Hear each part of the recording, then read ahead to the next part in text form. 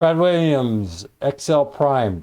We're going to separate time and date into a date and then convert that date into a serial number.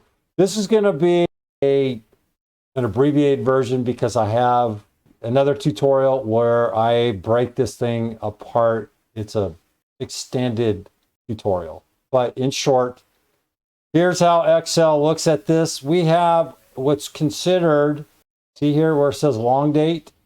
Well, it's kind of a long date because it's including the date with the time. Our job is to do what? Figure this out. It's a serial number. Excel is going to look at this, and 6/6/1943 is 15,863. What does that represent? You take this number, add from January 1st, 1900, you're going to get 15,863. The 041667 is time. That's 1/24th of a day. That's how Excel does it.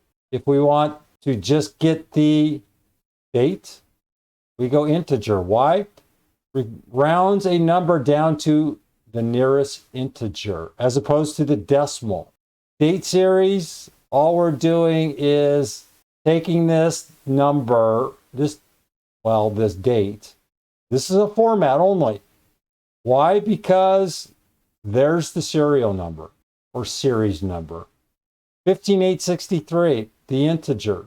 Now, if we wanted the decimal will be 41667. We'll get into that later as to how to convert that over into time.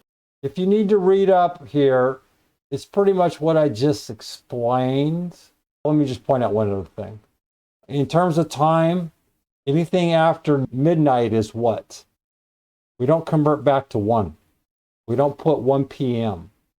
You're going to see that we increment this to, if this was 1 a.m., it would be 13 divided by 24.